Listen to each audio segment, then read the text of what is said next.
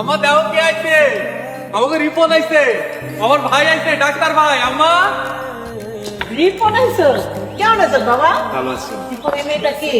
আমাদের রিপনের বউ। ভাবি, ভাই তুমি বিয়ে করছো? নিশ্চয়ই বৌমা আমার অনেক শিক্ষিত। মা, শিলা হচ্ছে উকিল। মা দেখছো, আমার ভাই ডাক্তার, বিয়ে করছে উকিল বউ। যা ব্যাগগুলো ঘরে লয়ে যা যা। শুনলাম তোমার ভাই রিপন নাকি বিয়ে করছে। হ্যাঁ, ঠিকই হচ্ছে। ও নাম রাস্তা ক্লিয়ার আছে। করিম ভাইরে বিয়ে করাইবে না? এসব কথা বাদ দাও। আমি আইজি আমাদের বাড়িতে যাই, তোমার আমার বিয়ের কথা বলবো। আচ্ছা ঠিক আছে, তুমি থাকো, আমি এখন বাড়িতে যাই। আচ্ছা বড় ভাইজান কোথায়? ওনাকে তো দেখছি না। পরে খাবো।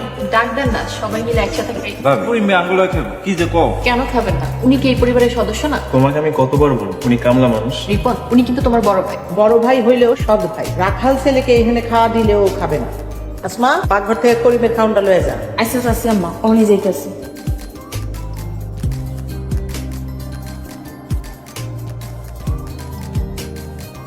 জানেন করিম ভাই, আজকে সবাই খাওয়ানোর সময় ভাবি আপনার না দেখে আপনার কথা জিগেই।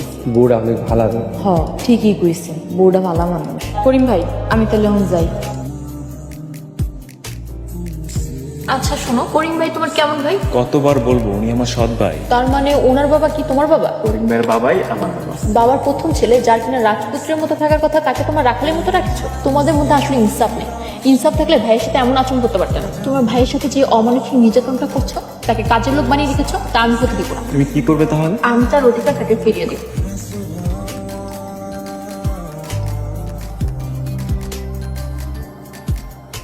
বৌমা, তুমি খেতে গেছিলা কেন? ভাইজানের জন্য খাবার নিয়ে গিয়েছিলাম। তুমি রাখালের জন্য ভাত নিয়ে গেছো? শিলা, তুমি কিন্তু কাজটা ঠিক করছো না। আমি কাজটা ঠিকই করেছি। তোমরা এই সহজ সরল মানুষটাকে কামলা বানিয়ে রেখেছো। আমার ছেলেকে আমি কামলা বানাইছি, তোমার সমস্যা কি? উনি আপনার ছেলে না দেখেই কামলা বানিয়ে রেখেছেন আম্মা।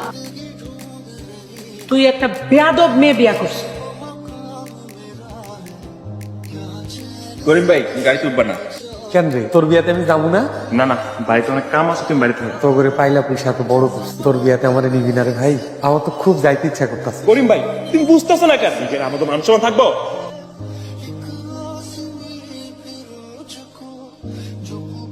ভাইজান আপনি এদিকে আসেন তো। কি কইবা? আপনি বিয়েতে গেলেন না কেন? আমি কামলা রাখাল মানুষ, আমার বিয়াতে যাওয়া না যাওয়া দুইটাই সমান। আর আমার মতো মানুষ বিয়া বাড়িতে বেমার মানুষ। আসমা, নতুন বউরে নিয়ে ঘরে আয়।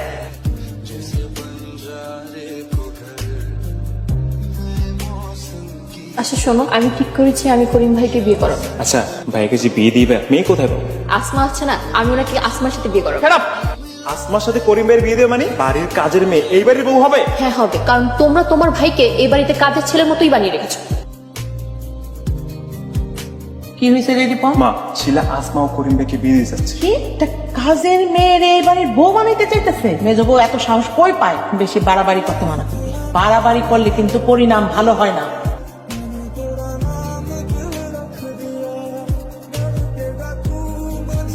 একটা কাজের মেয়ে এই বাড়ির বউ হলো। মা, আমি আর শিলা চলে গেলে ভাইজানে আর আসমারে বাড়ির থেকে বের করে দিব।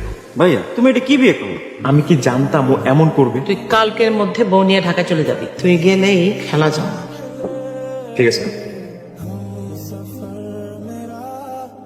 আসমা, আজ থেকে তুমি আমার ভাবি। আমি সহ ভাইজানের সকল দায়িত্ব আজ থেকে আমি তোমার হাতে তুলে দিলাম। কি হয়েছে ভাইজান, আপনি খুশি দিনে কাঁদছেন কেন? আমি ভাবতাম এই দুনিয়ায় আমার কেউ নাই, কিন্তু আল্লাহ আমার একটা বোন দিছে। তোমরা দুজন থাকো, আমি আসি।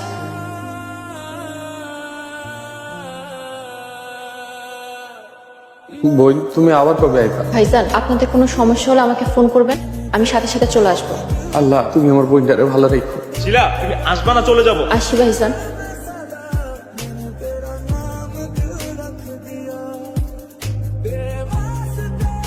করিম এই বাড়িতে আসার সাথে সাথে ওরে এমন মাইর দিবি। করিম ভাই আসতে দাও, করে মাইরে ফেলাম।